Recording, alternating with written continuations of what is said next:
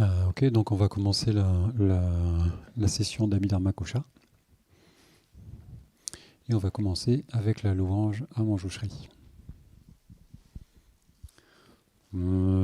Chomdende chompe yongla chaza lo kongge lo zhe chine chinzel nida namta shaseve chinye tenge si jie ni jie toka le bamse kanta jibe zhonla ma je munto tungele jeve Tuan gen lan po jie ta se yin lan tu ju yang ten so.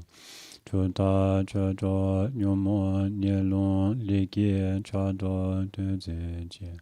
Ma zhe men zai le dong e niu guo jin ye ju zhe she de nam. Den ne da jie sa ju ta sun yin ten le zoi ge se da guo. 觉大觉当觉念见着大乐门在长白养拉的觉的觉的全拉阿萨来给来了的么门巴沙塞呢卡当天着熊罗多巴罗着宝贝农瓦扎拉多索罗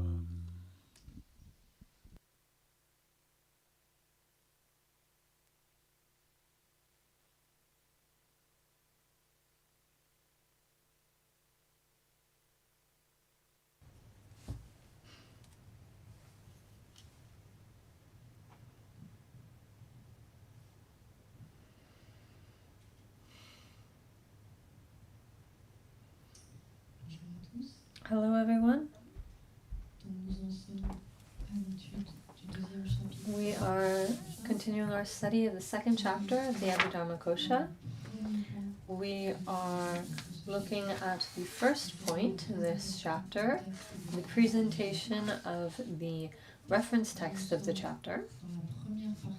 Within this, we are looking at the first subsection, which is entitled The Nature of Governing Faculty.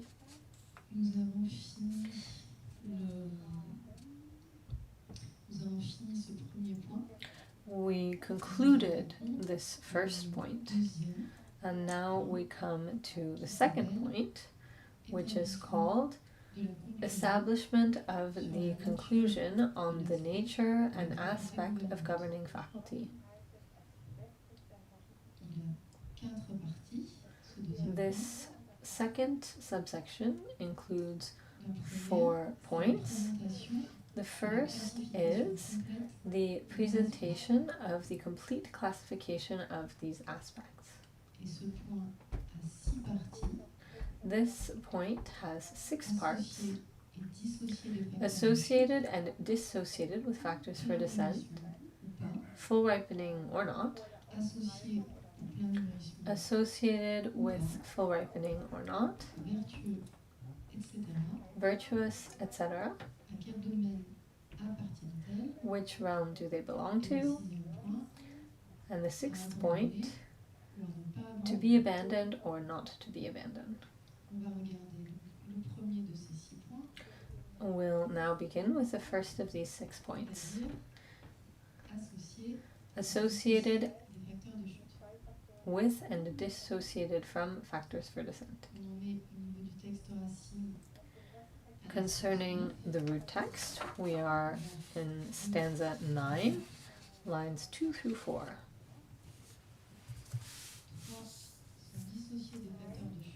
Three are dissociated from factors for descent.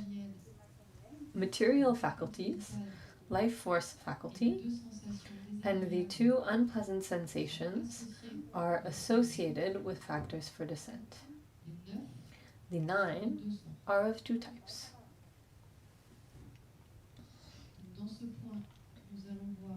In this point, we will look at, out of these 22 faculties, which are associated with factors for descent and which are not.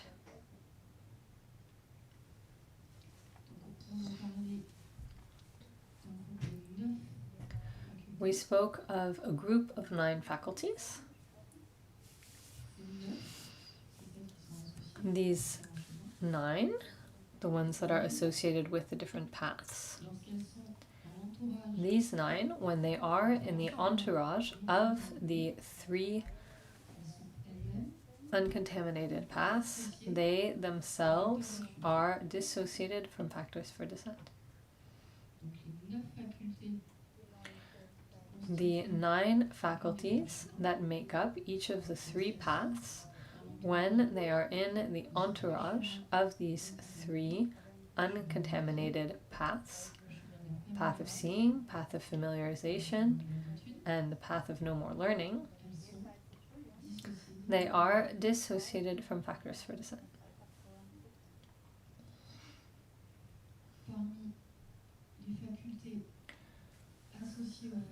Out of the faculties that are associated with factors for descent, we'll now look at those which are abandoned by the path of meditation or familiarization, and those which are abandoned by the path of seeing.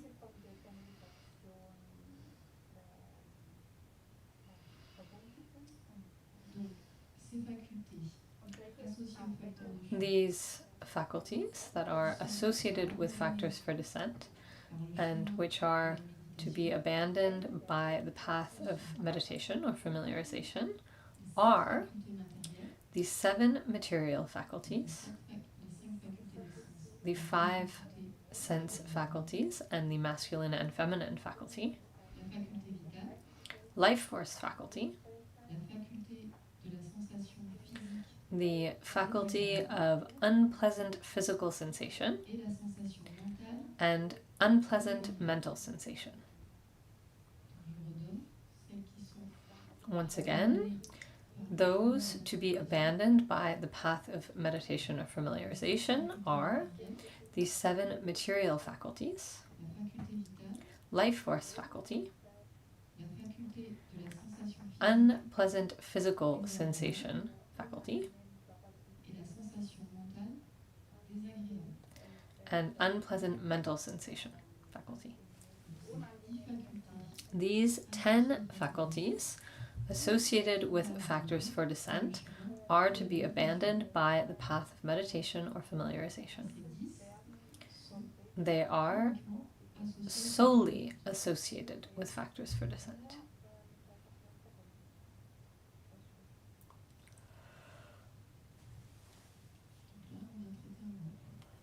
So now we've covered one group.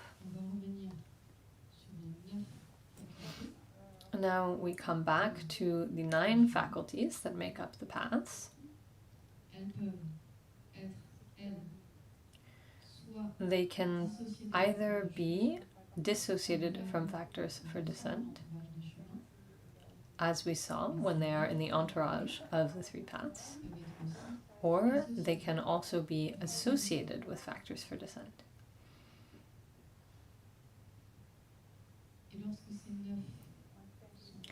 When these 9 are associated with factors for descent, they are either to be abandoned by the path of seeing or to be abandoned by the path of meditation, familiarization.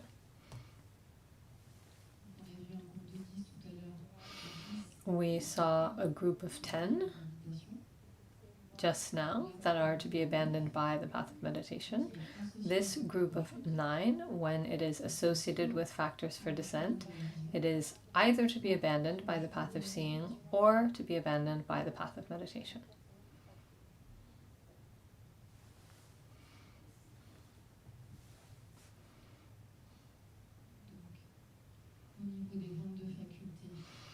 In terms of the 22 faculties, we looked at one group of 10 and one group of 9.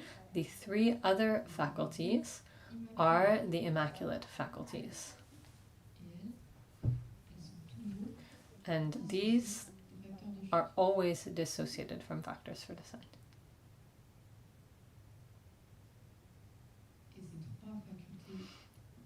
These 3 immaculate faculties, as we saw, they are made up of 9 faculties. the group of 5, whose first is confidence, the 3 sensations, which are the 3 which are not unpleasant sensations, and mental faculty. That's the group of 9. And which, when it is in the entourage of the 3 paths, are dissociated from factors for descent. However, when they are not in the entourage of the 3 paths, they are associated with factors for descent.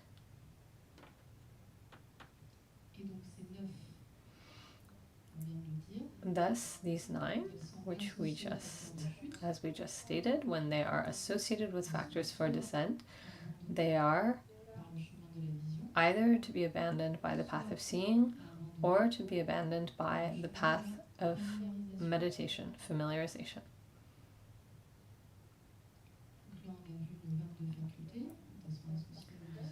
We've gone over the 22 faculties, whether they're associated or dissociated from factors for descent. Except for these 9, there are some precisions because they're combinations. So beforehand, we're going to give some clarifications concerning what we say when we say to be abandoned by the path of seeing. We saw that these 9 will be abandoned either by the path of seeing or the path of meditation. So now we'll look at what is meant by to be abandoned by the path of seeing.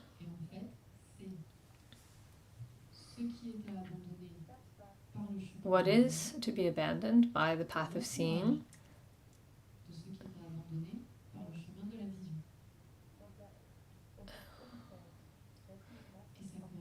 is the entourage of what is to be abandoned by the path of seeing. This corresponds to something that is necessarily opposite to the mode of being of the Four Noble Truths.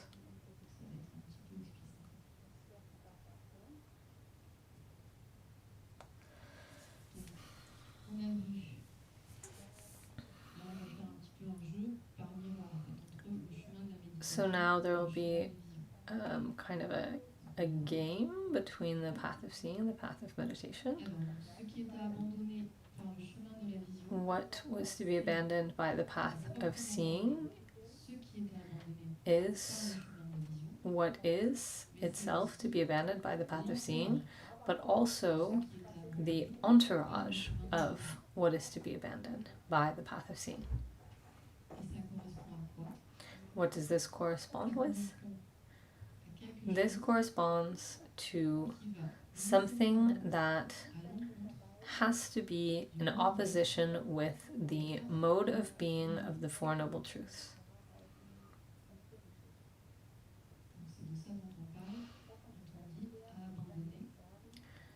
This is what we mean when we say it is to be abandoned by the path of seeing. Now we're going to go into the explanations. We saw that the 5 sense consciousnesses were to be abandoned by the path of meditation or familiarization. Everything that is in the entourage of the 5 sense consciousnesses, pleasant sensations, unpleasant sensations, etc., everything in the entourage will also be abandoned by the path of meditation. So this is an example of what is to be abandoned and the entourage, which is also to be abandoned.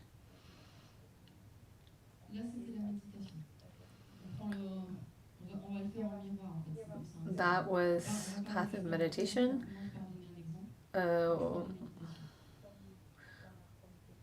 We're going to talk about the path of seeing, but we started with an example on the path of meditation. So for example, if I see something beautiful and desire arises, this is not in contradiction with the Four Noble Truths. This desire is not to be abandoned by the path of seeing, but rather by the path of meditation.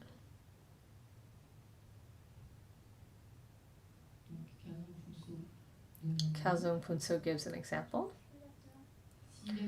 For example, if desire arises in relation to a pretty girl, this desire is not to be abandoned by the path of seeing, but rather by the path of meditation.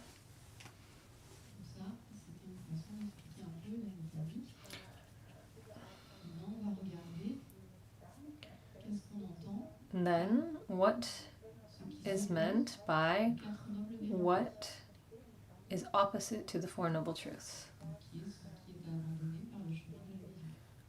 That which is to be abandoned by the path of seeing. These Four Noble Truths each have 4 aspects. 4 Noble Truths with 4 aspects each. This comes to 16 aspects. Concerning the truth of suffering, we find 4 aspects. The aspect of suffering, the aspect of emptiness, the aspect absence of self, and the aspect of impermanence. There are 4 aspects for the truth of suffering. Suffering aspect, emptiness aspect, absence of self aspect, and impermanent aspect.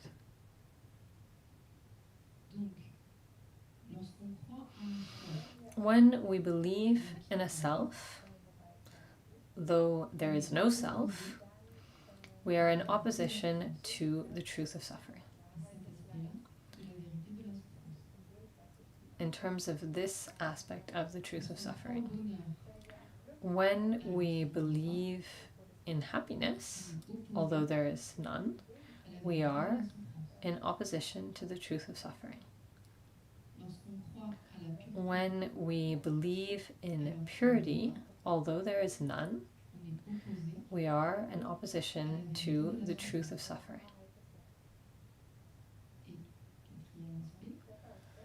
And the 4th aspect, when we believe that things are permanent, though they are impermanent, we are in opposition to the truth of suffering.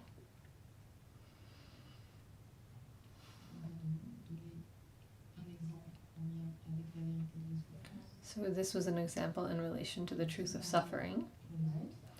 The same is true for the others. So in all, the 4 Noble Truths have 16 aspects, and everything that is in opposition to these 16 aspects is to be abandoned by the path of seeing.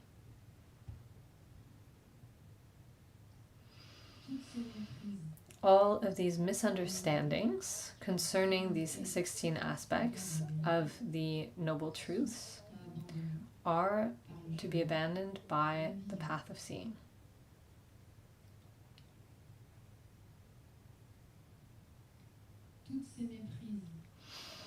All of these misunderstandings concerning the 16 aspects of the Noble Truths are to be abandoned by the path of seeing.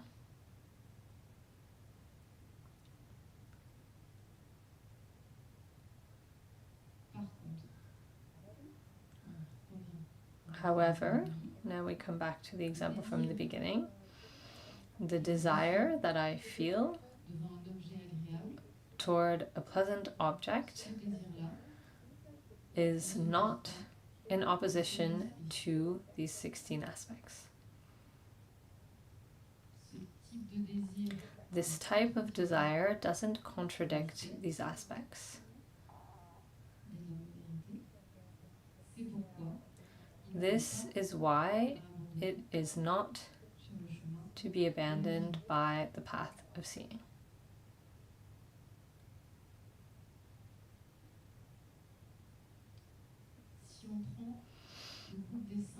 If we look at the group of 5, whose first is confidence, joyful perseverance, remembrance, discernment, meditative absorption.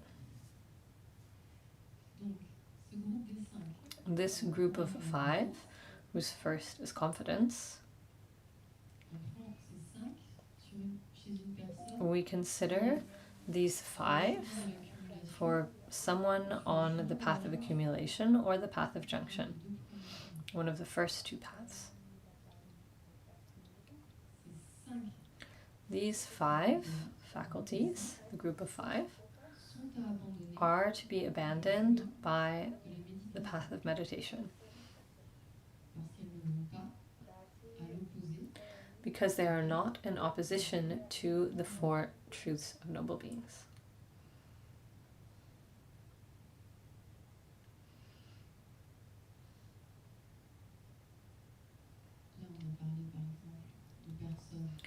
For example, we talked about individuals on the path of accumulation or the path of junction.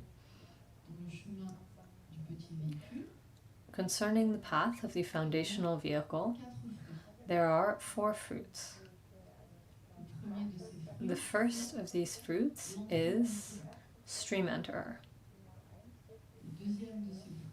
The second is a once returner.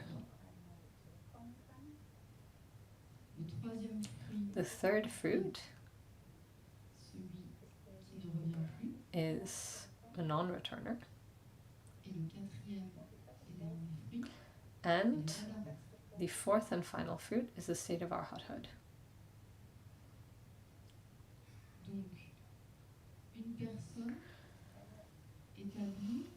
A person who has obtained one of the first 3 fruits, the first 3, in other words, excluding the state of arhathood,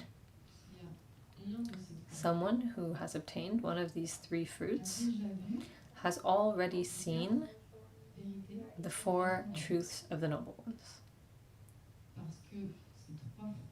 Because these 3 fruits, when we have obtained them, we are already a noble being. We have already accomplished the path of seeing. However, concerning these 3 fruits and the individuals who have obtained them, there are still afflictive obscurations to eliminate. And these afflictive obscurations are eliminated on the path of meditation or familiarization. The afflictive obscurations that have not been abandoned by the path of seeing the 4 truths of the noble ones are abandoned by the path of meditation.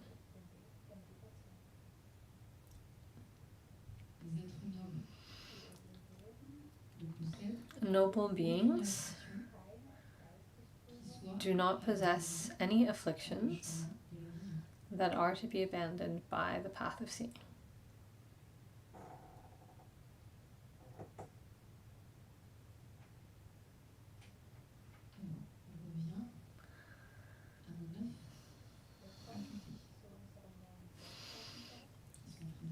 Now we come back to the 9 faculties that are present for the 3 faculties, the 3 immaculate faculties.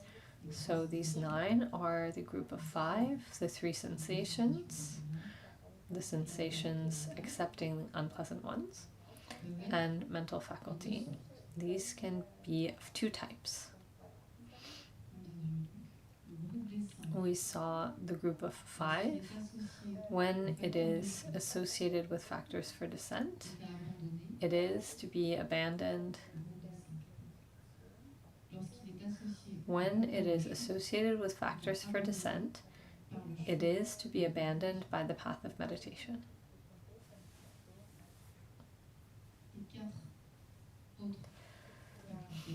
The 4 other faculties can be to be abandoned by the path of meditation.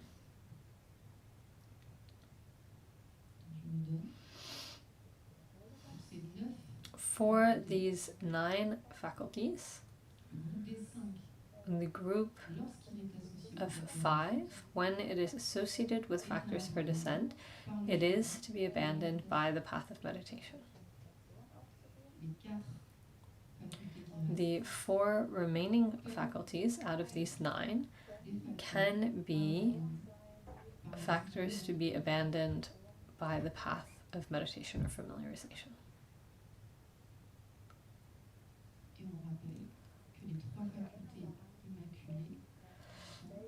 And then we recall again, the 3 immaculate faculties are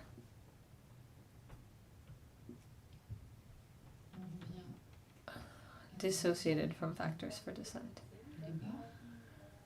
So coming back to the 10 faculties from the beginning, these 7 material faculties, life force faculty, and the 2 unpleasant sensations,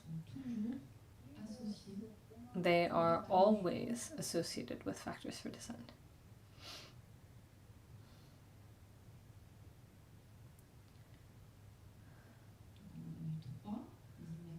So we've looked at 3. The immaculate faculties are dissociated from factors for descent.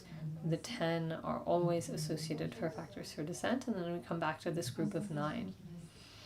The group of 5, whose first is confidence. The 3 remaining sensations, pleasant mental sensation, well-being, and neutral sensation, and mental faculty. Out of these 9, some are associated with factors for descent, and some are dissociated from factors for descent.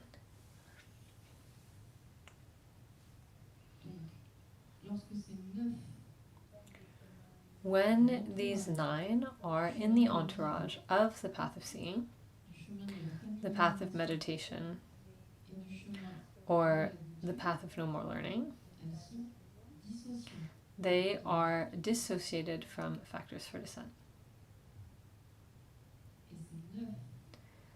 These 9, when they are not in the entourage of the 3 paths, are associated with factors for descent.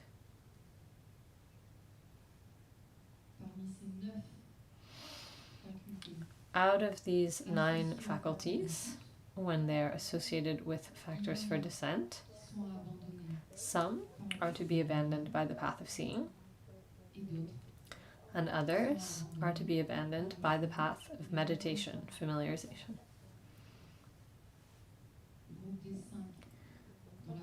The group of 5, whose first is confidence, when they are associated with factors for descent, they are 100% to be abandoned by the path of meditation.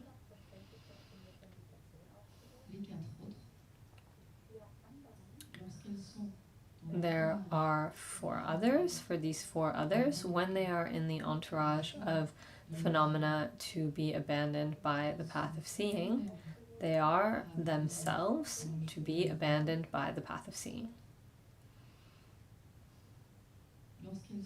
When they are in the entourage of phenomena to be abandoned by the path of meditation, they are themselves to be abandoned by the path of meditation.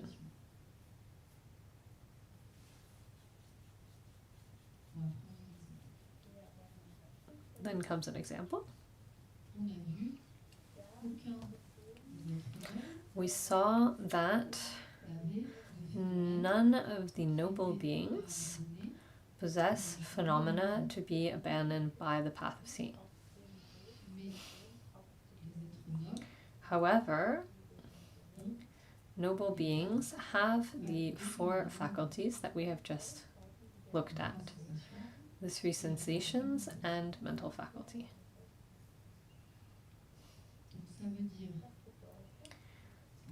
This means that these three sensations and mental faculty are to be abandoned by the path of meditation.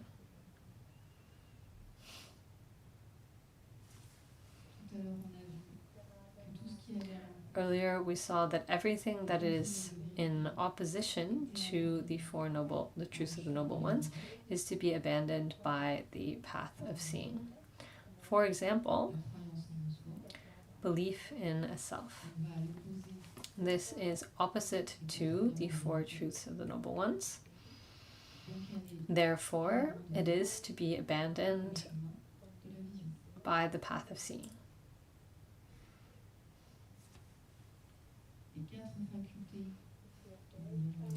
The four faculties that we just talked about, three sensations and mental faculty, if they are associated with this belief in a self, they are to be abandoned by the path of seeing. Because belief in a self is to be abandoned by the path of seeing.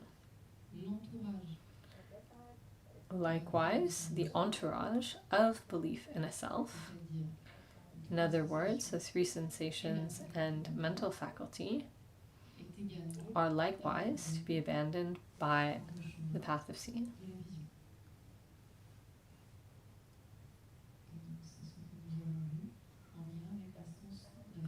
This is what we looked at in stanza 9, which elements are associated with factors for descent and which are dissociated from factors for descent.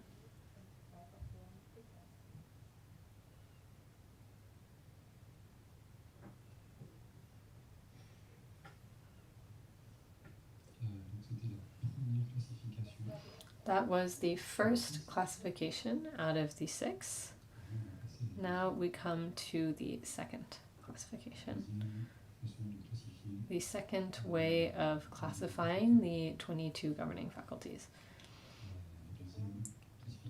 This second classification is full ripening or not. Full ripening or not.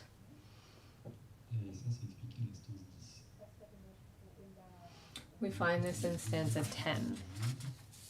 Out of the 22 governing faculties, there are those that are the result of full ripening, karmic ripening, and then there are governing faculties that are not.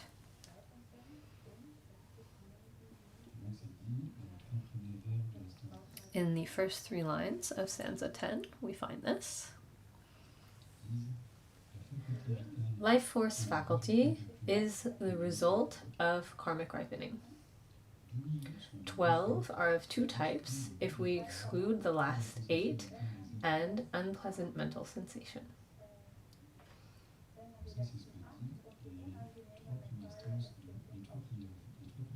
This is the first 2 or 3 lines, depending on how you cut it up, of stanza 10. So now come the explanations.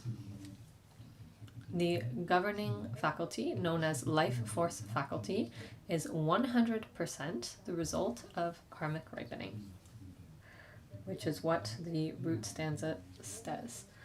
Life force faculty is the result of karmic ripening. This is 100% true. Then the root text says 12 are of 2 types. The 12 that we are talking about here are the 7 material faculties, the governing faculties that are material, which include the 5 sense faculties, these are material, and the masculine and feminine faculties, which are also material. So there's 7 there.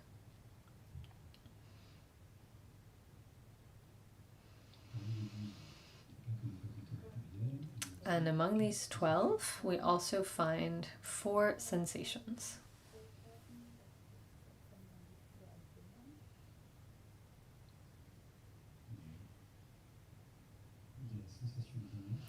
There is well-being sensation, pleasant mental sensation,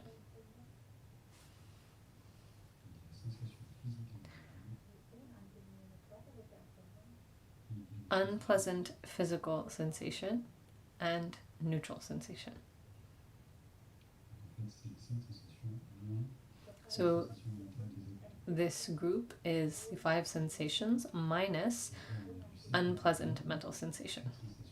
So there are 7 material faculties here, 4 sensations, that's 11, and then these 12 also include mental faculty. These 12 can be the result of karmic ripening.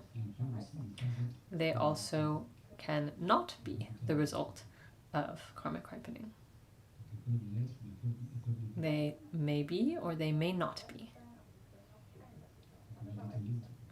Now we'll give some details. For example, the 5 sense faculties, these are among the material faculties. We saw that they can be the result of karmic ripening, but that they can also be the result of growth. We saw this in the first chapter.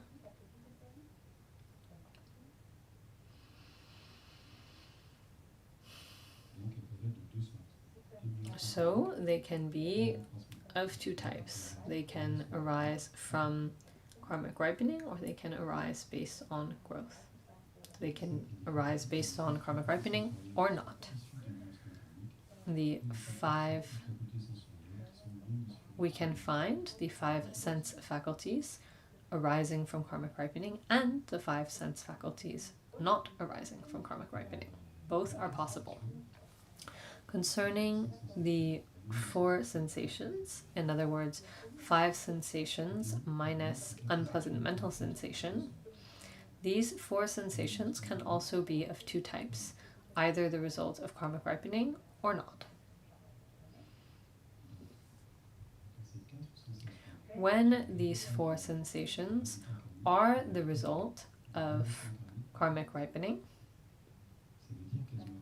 this means that they have been projected by past actions that are either virtuous or non-virtuous. When sensations are the result of karmic ripening, what does this mean? It means that these sensations were projected by virtuous or non-virtuous actions of the past.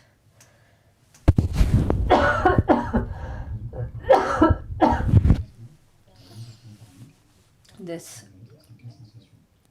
karmic ripening is these 4 sensations. They are the result of past acts. And yet, when we look at these 4 sensations, they also may not be the result of karmic ripening. Something that we saw previously, a very important point, is that phenomena that are the result of karmic ripening are always undefined. In other words, they are neither virtuous nor non-virtuous. A phenomenon that is the result of full karmic ripening is always undefined. When we consider this phenomenon as a full karmic ripening. It is undefined.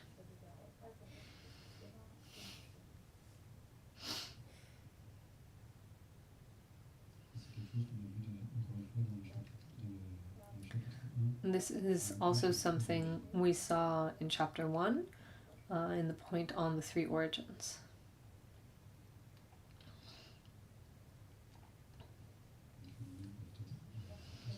Phenomena can arise from karmic ripening, from growth, or from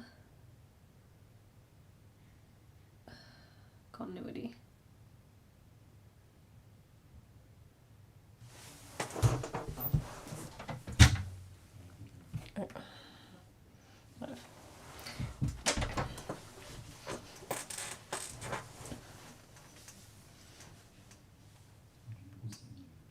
A similar cause.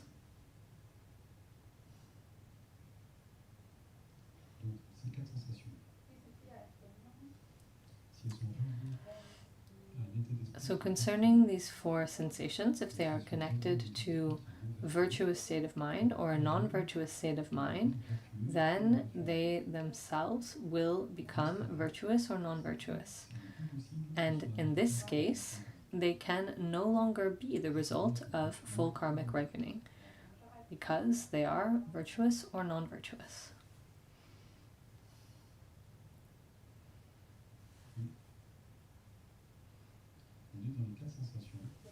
We're looking at the four sensations. Well-being, pleasant mental sensation, unpleasant physical sensation, and neutral sensation. These four sensations can either be the result of karmic ripening or they can not be the result of karmic ripening. The fourth of these four is neutral sensation. These four sensations, I'll list them one more time. Well-being sensation, that's the first one. Pleasant mental sensation, the second one. Unpleasant physical sensation, the third one. Maybe I said them in the wrong order before. Unpleasant physical sensation.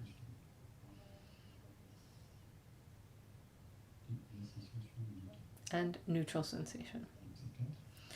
These four can be the result of full karmic ripening or not.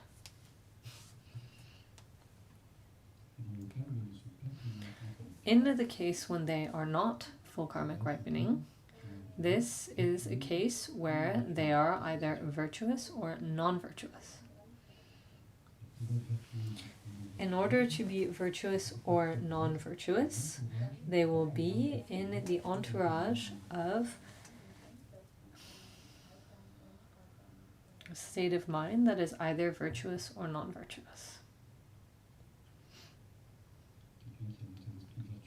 Someone who has a virtuous state of mind, these sensations will be present, and in that case they will be virtuous. If they are virtuous,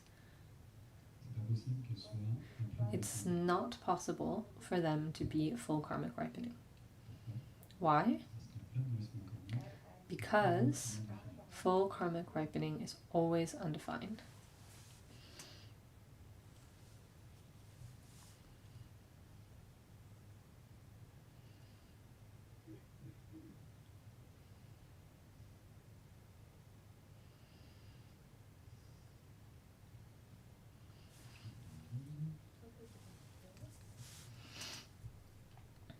That covers the 12. Now, those that remain, the remaining governing faculties, notably unpleasant mental sensation. Also, the group of 5, whose first is confidence, and the 3 immaculate, the final 3 governing faculties. All of these are never the result of karmic ripening.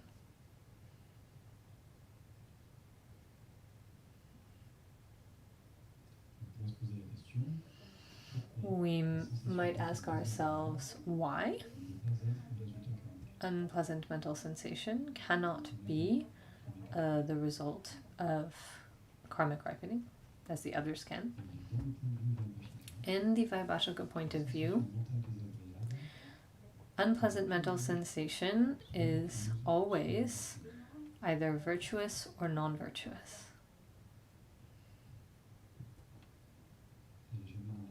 It is never undefined.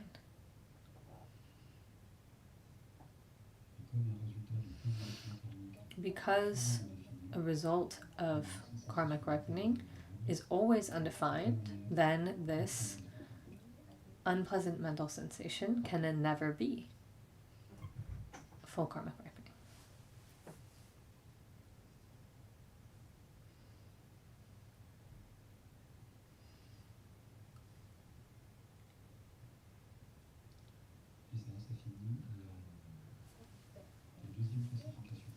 This concludes the second classification.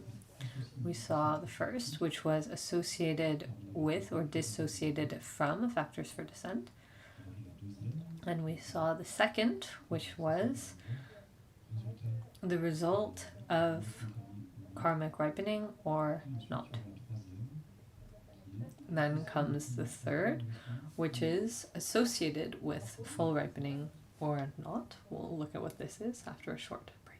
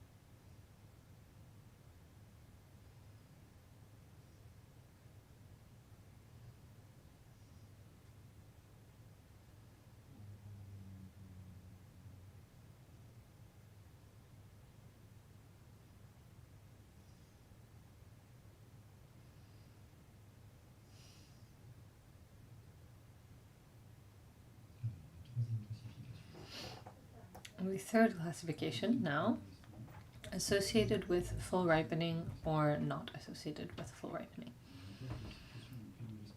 We're talking about full ripening again. Here, out of the 22 faculties, we will look at those that are associated with karmic ripening and those that are not.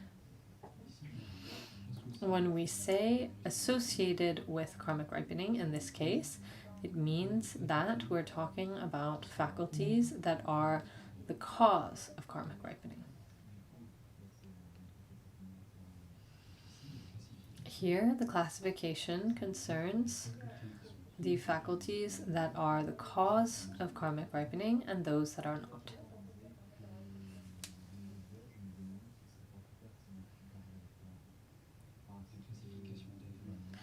The previous classification looked at the 22 governing faculties and considered which are the result of karmic ripening and which are not.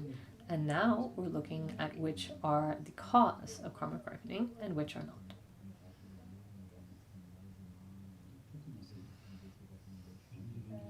To begin, out of the 22 governing faculties, there is one that is 100% cause of karmic ripening. This is unpleasant mental sensation, which we explained just before. The Vaibhashika, in the Vaibhashika point of view, we say that all unpleasant mental sensations that we experience are not the result of karmic ripening. We're kind of going over this explanation again. Unpleasant mental sensations are not karmic results.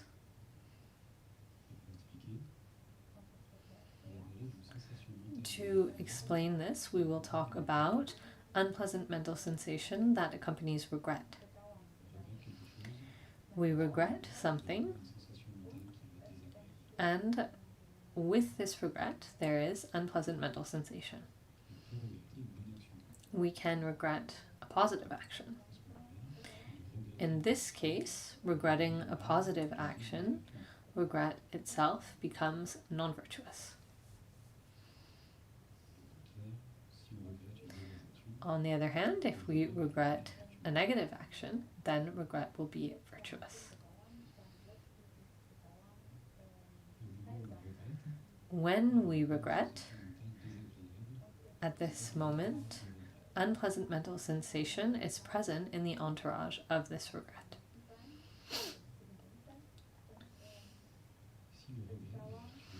If regret is virtuous, then unpleasant mental sensation will also be virtuous.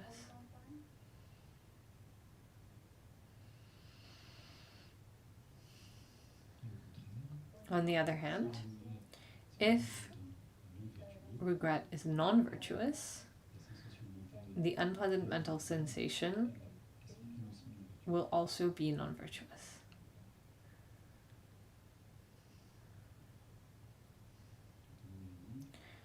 As we said,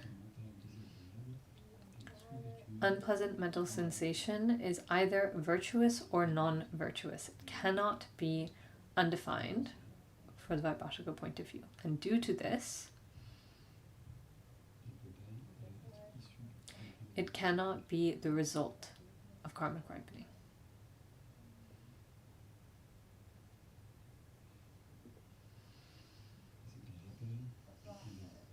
This was a reminder, a review of the previous point. As it is solely virtuous or non-virtuous, it is necessarily, it has to be the cause of karmic ripening.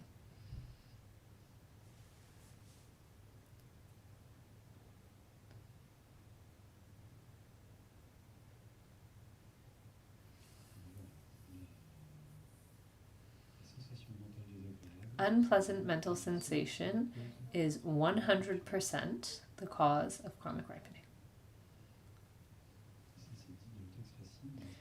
This is stated in the root text in the beginning of the 4th line of stanza 10.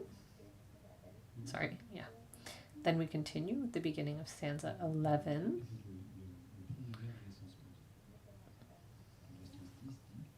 Stanza 10 says, only unpleasant mental sensation possesses karmic ripening.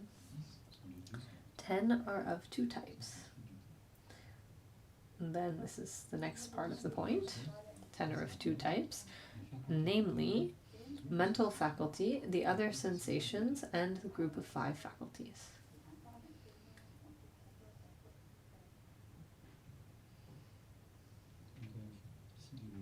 Here the logic is that in the beginning we give the faculty or faculties that are 100% certain to be something. Then we state the group that's one or the other, and then we look at the group that is not at all. So now we're looking at the faculties that are of 2 types, either a cause of full karmic ripening or not a cause of full karmic ripening. So these 10 faculties are mental faculty,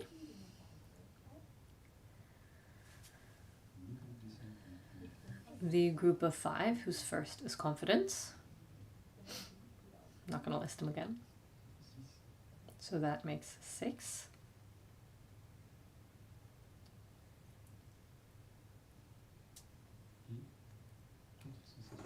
And 4 sensations out of the 5. The 5 sensations excluding unpleasant mental sensation, which we just explained.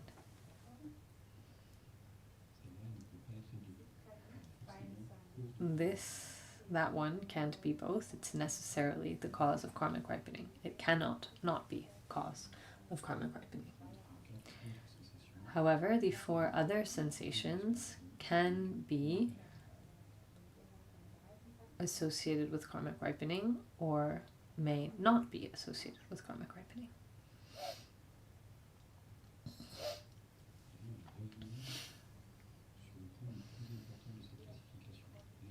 Now we'll come back to the key point of this classification. Everything that is virtuous or non-virtuous is the cause of karmic ripening.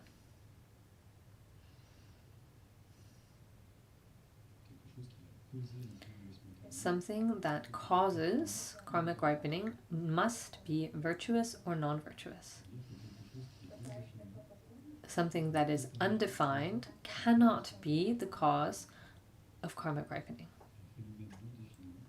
An undefined phenomenon cannot be the cause of karmic ripening.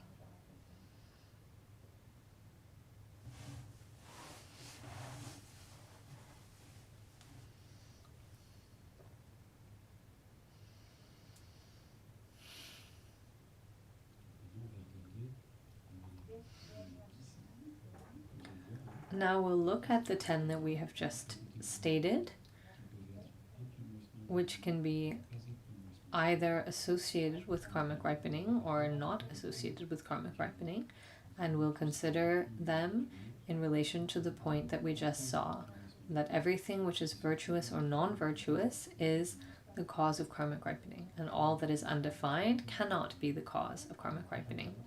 So now we come back to the 10 faculties at hand in light of this. Concerning the 4 sensations and mental faculty, if we look at them together, when these 5 faculties are associated with a virtuous state of mind, they then become virtuous as well, in which case they are cause of karmic ripening.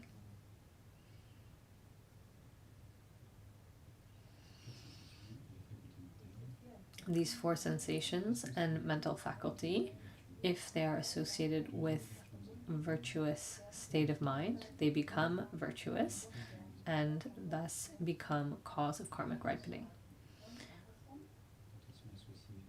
If they are associated with a non-virtuous state of mind, then they become non-virtuous and become the cause of karmic ripening.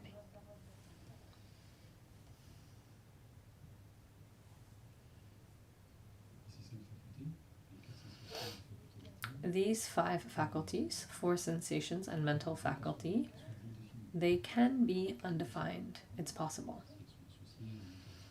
If they are associated with an undefined state of mind, then these 4 sensations and mental faculty will also be undefined.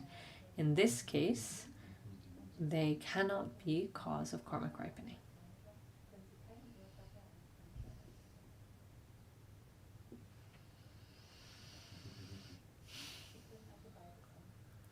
So these 5 can be both.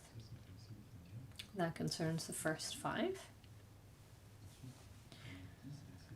And then out of these 10, we also have 5 others. The group of 5 whose first is confidence.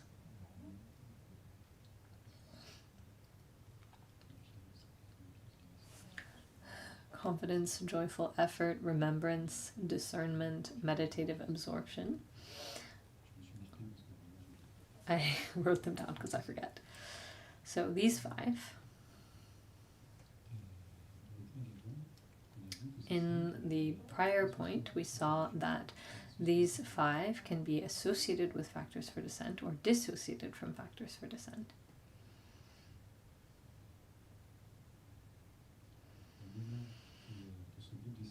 When this group of 5 is associated with factors for descent, then these 5 faculties are the cause of karmic ripening.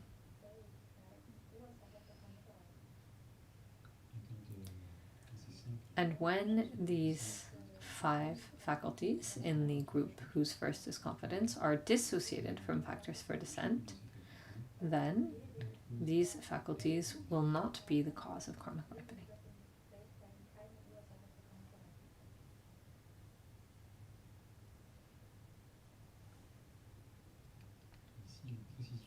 And there's a little clarification to conclude this point. It says, be careful not to get confused. Not everything that is virtuous is a cause of karmic ripening. For example, virtues that are dissociated from factors for descent are not the cause of karmic ripening. So affirming that virtue will necessarily have a karmic result, or that virtue is the cause of karmic ripening, is not entirely correct or precise.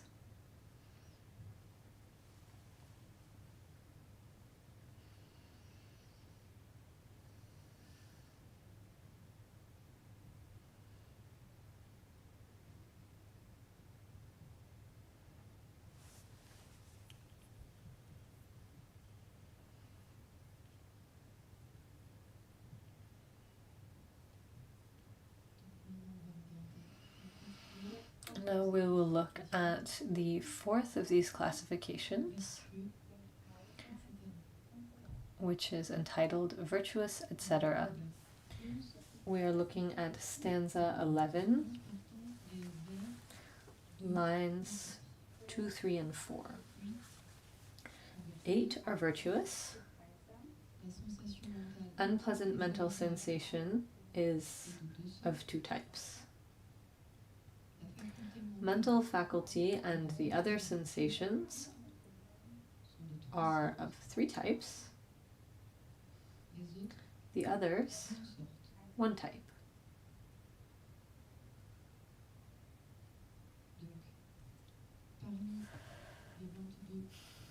Out of the 22 governing faculties, which are virtuous,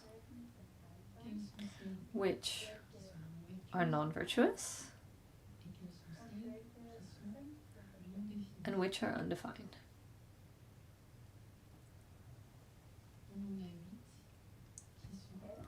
There are 8 that are solely virtuous.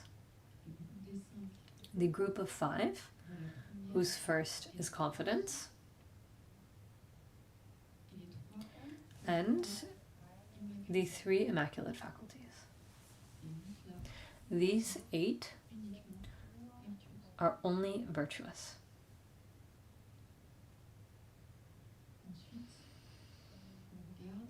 Next comes unpleasant mental sensation, which is of 2 types. It is either virtuous or non-virtuous. As we saw earlier, if we regret a positive action, regret is non-virtuous, and the unpleasant sensation associated with this regret is non-virtuous. If we regret negative actions, unpleasant mental sensation that is associated with regret is virtuous.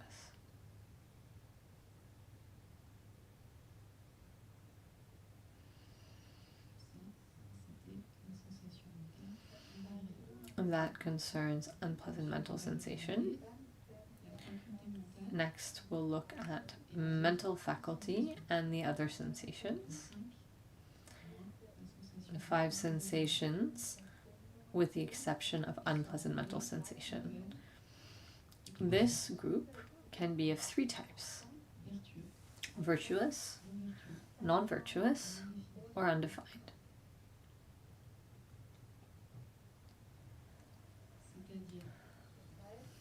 In other words,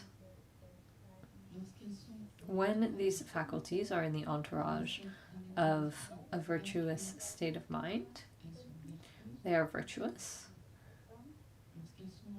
When they're in the entourage of a non-virtuous state of mind, they are non-virtuous. And when they're in the entourage of an undefined state of mind, they are undefined.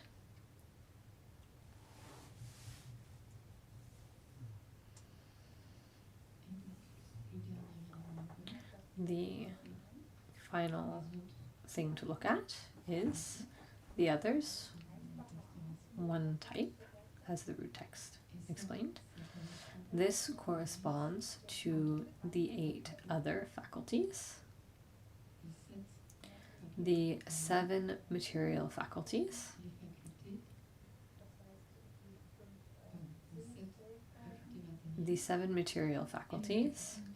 and life force faculty.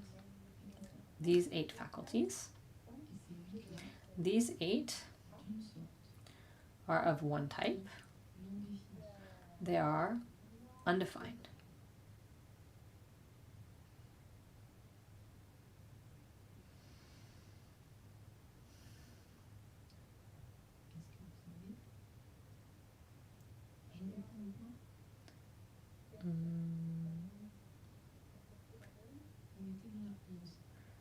A request for repetition of something.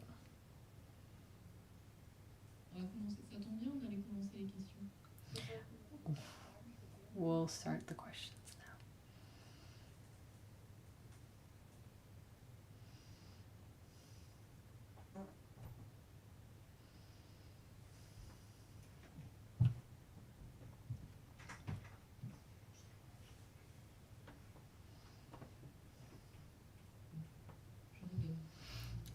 So I'll go over this point again quickly.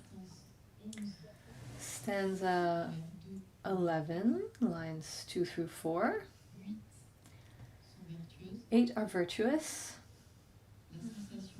Unpleasant mental sensation is of 2 types. Mental faculty and the other sensations are of 3 types. The others, 1 type. The 8 that are virtuous are the group of 5, whose first is confidence, and the 3 immaculate ones. Then comes unpleasant mental sensation, which is of 2 types, either virtuous or non-virtuous. We looked at the example of regret, which can be associated with,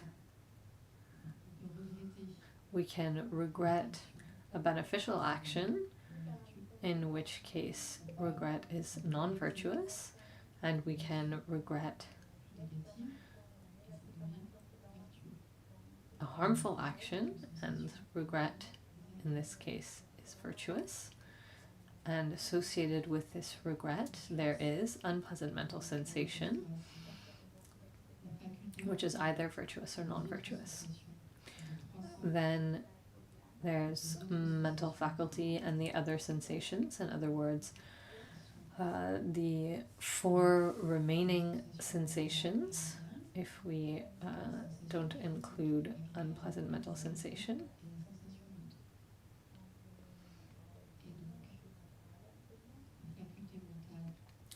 Mental faculty and these 4 other sensations can be of 3 types: virtuous, non-virtuous, or undefined.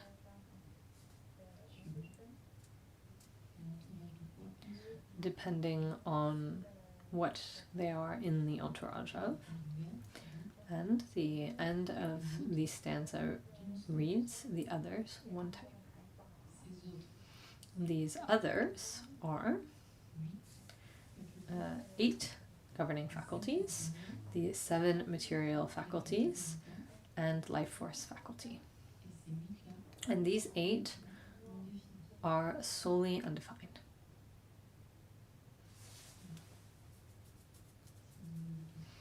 if you have other questions.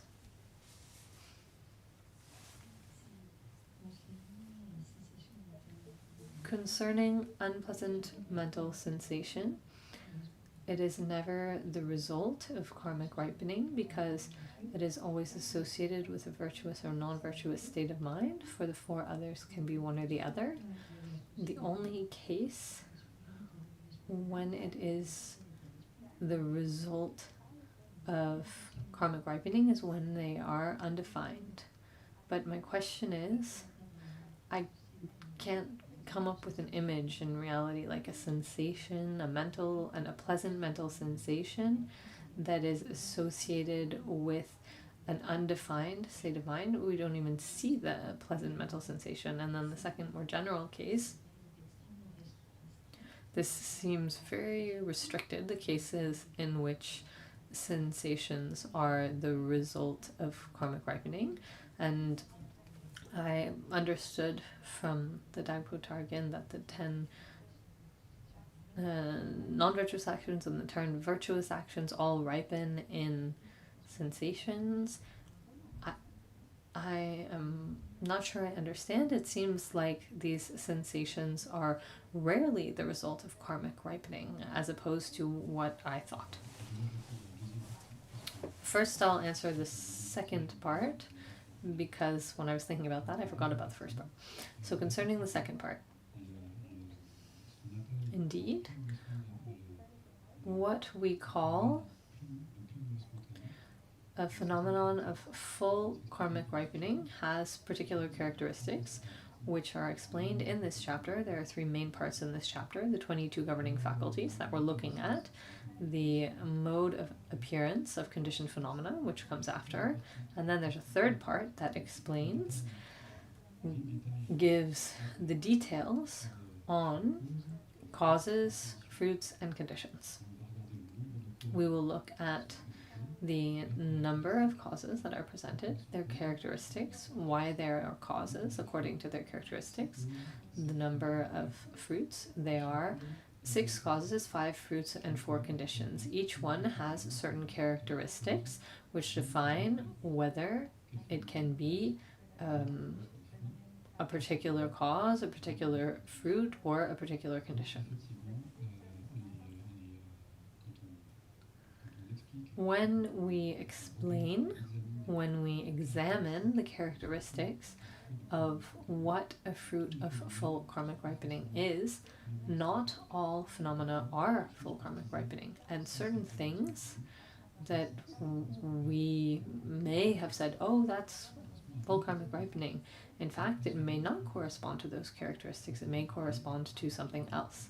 And we find the details on all of this in the third part of this chapter. We can't go into all the characteristics now.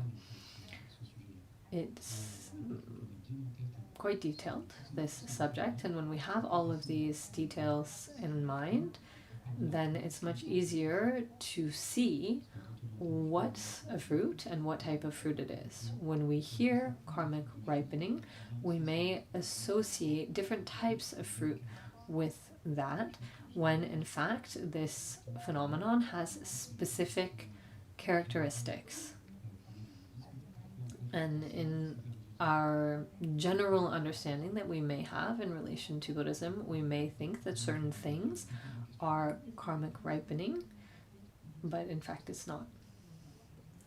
But I don't understand how it can be, the second part, how can it be pleasant physical or mental sensation associated with undefined state of mind? Because generally if we talk about something pleasant, then we're happy about it.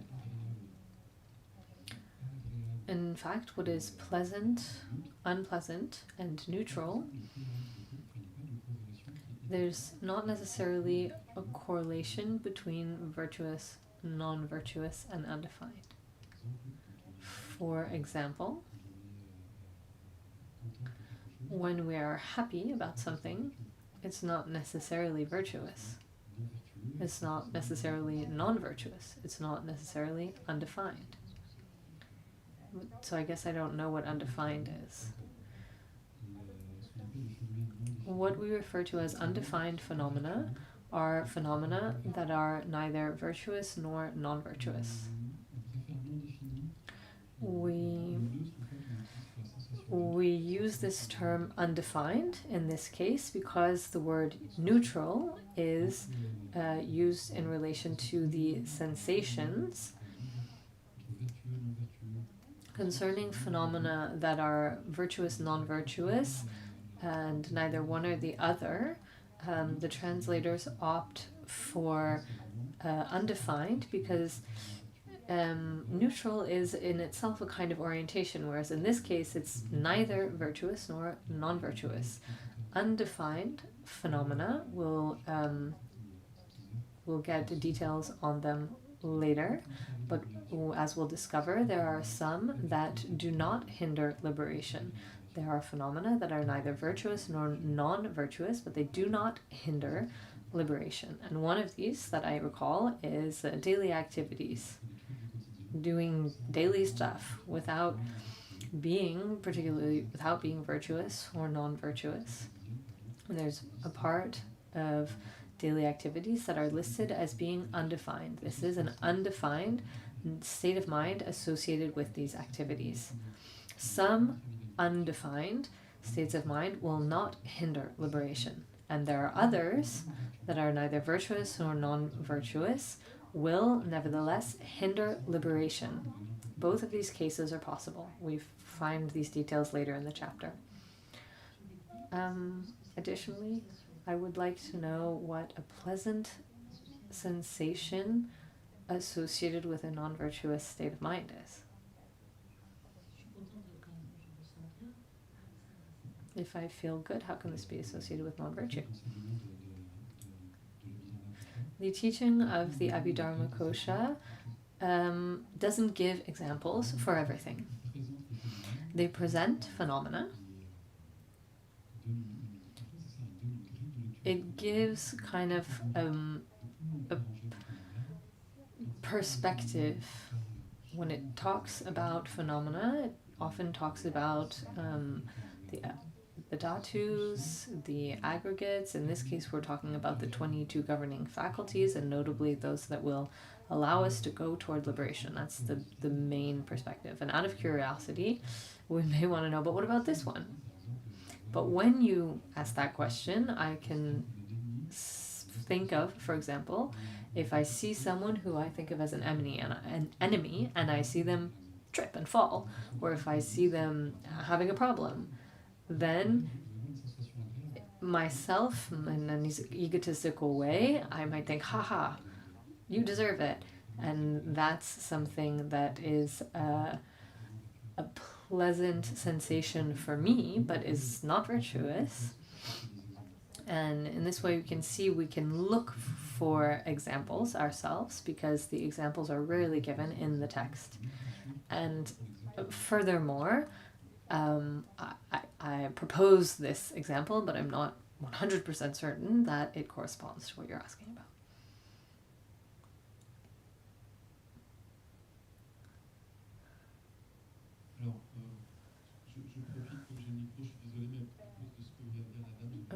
In relation to what was just said, I have a request for a definition. It wasn't very clear to me. When we say that it is not the result of full karmic ripening, implicitly does this mean that it's nevertheless the fruit of karma, but it's not a full karmic ripening? Are there various fruits of karma possible? It's a vast question. When we talk about karma, we tend to associate a lot of things with this term. The third part of this chapter will categorize the 6 causes, the 5 fruits, and the 4 conditions. Each of the 6 causes will be explained with characteristics. Each of the 5 fruits will be explained with its characteristics. And each of the 4 conditions will also be explained. The term in French, when we say, oh, that's karmic, it's full ripening, it's full karmic ripening, it doesn't come up necessarily in the explanation of these 6 causes. We're going to talk about causes, phenomena that are cause, phenomena of the fruits, phenomena that are fruits, conditions, phenomena that are conditions. And in general, this term, karma, refers to actions. And actions will be explained in detail in chapter 4. And there's a whole chapter on actions. And it's very long. So in the beginning, my question was just to clarify, maybe I misunderstood. You spoke about what is to be abandoned on the path of seeing because it is in opposition to knowledge of the 16 aspects of the 4 truths of the Noble Ones. And it seemed that the thinking that there's happiness, but which is in opposition to suffering, or thinking that things are permanent, which is in opposition with impermanence. At a certain point, I thought, oh, it seems like impurity seems opposite to emptiness. Is that normal?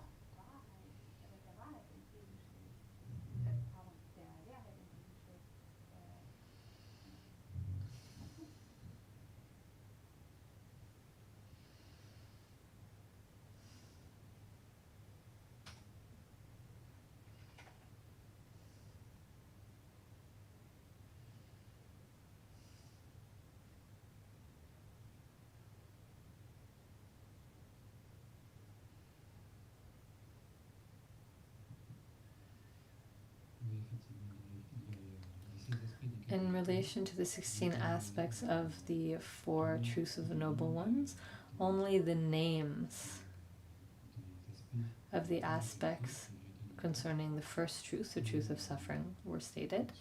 And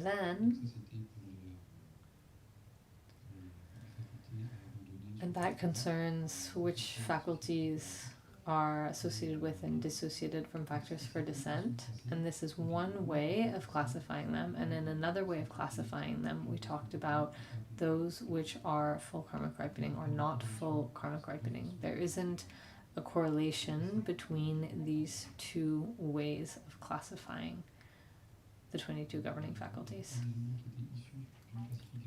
There was an element that came from one classification and another element that came from another classification, and trying to make these 2 different classifications work together doesn't work. In any case, in this context, it doesn't work.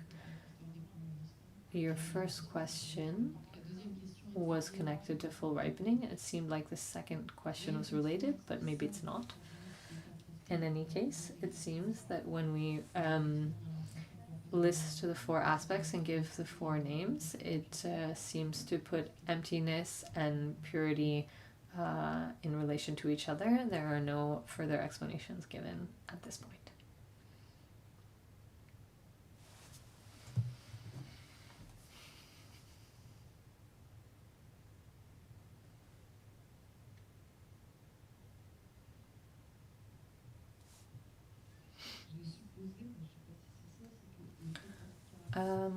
It seemed to me that putting a characteristic across from in terms of emptiness doesn't seem to make any sense. Yeah, I can understand why that troubles you.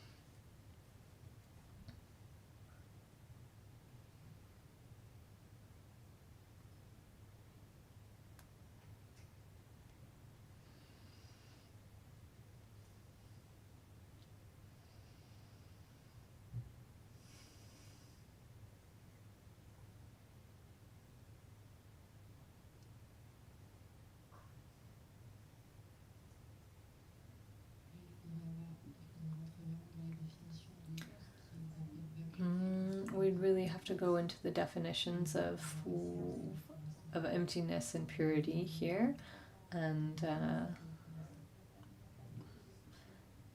It's too uncertain right now to go into that. My question is about full karmic ripening.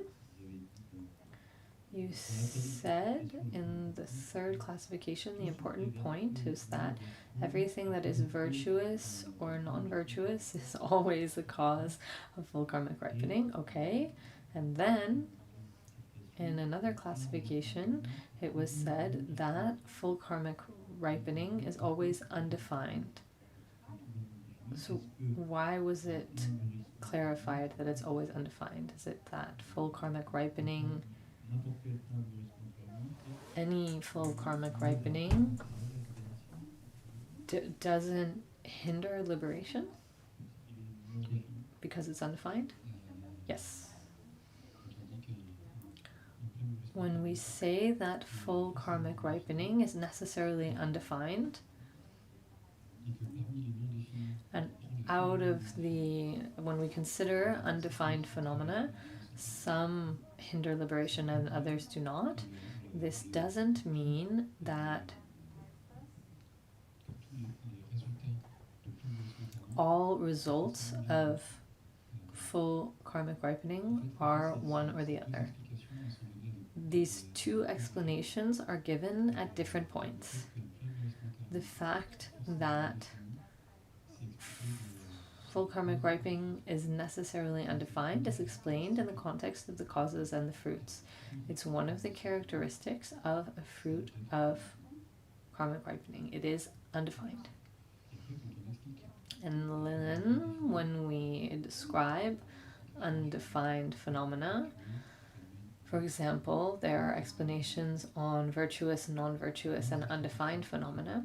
And in these explanations, there are many, and we'll find those that hinder liberation and those that do not. These are two moments or topics in the Abhidharmakosha that are not directly related. Maybe it was my mistake to give some details. It's not presented at the same time.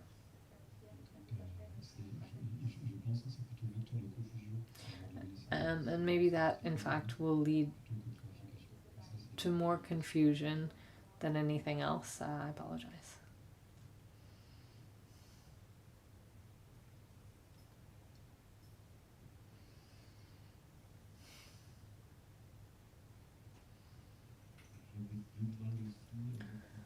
I also had some difficulty with the term undefined that you explained earlier. You said we don't use the term neutral as a synonym, and when you spoke about the fact that some daily activities don't hinder liberation, I wrote down neutral, but in fact I should write down undefined. Yes. And I think I misunderstood the beginning. I thought undefined meant it's not defined whether it's going to be virtuous or non-virtuous, but in fact that's variable, whereas undefined clearly means that it can't be virtuous and it can't be non-virtuous. Whereas if there's something that could go in the direction of either one or the other, then what term do we use?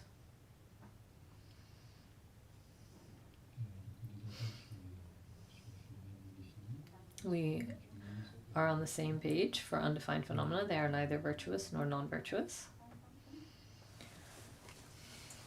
For the others, I'm not sure where this comes up in the text. A little bit earlier in the explanations of unpleasant mental sensation, we looked at unpleasant mental sensation in the entourage of regret, and regret can be either virtuous because we regret something non-virtuous, or it can be non-virtuous if we regret something virtuous. In this case, it can be one or the other. If you want to use the word variable, you can. Up until now, this category, variable, So far, we've just looked at governing faculties that can be 1 type, 2 types, or 3 types. Saying that they are variable is not said in the kosha. Depends on the entourage that they're in. Maybe it comes from the kejuk. I think there are certain mental events that can be either virtuous or non-virtuous. And I'm getting mixed up with those. In the presentation of the mental events within the aggregates, there are certain ones in the entry to the state of a pandita which are one or the other. The classification is a little bit different in the Abhidharmakosha, and there are some that are either virtuous or non-virtuous depending on the case. And that's our last question because we've gone over our time. One last one. If there are people who need to leave, we're not going to keep going. That was the last one. Let's dedicate. Sanam di tamche sikpani tamye ne pe tranam famche ne kekana chi vala trupai sibe sone trowa shu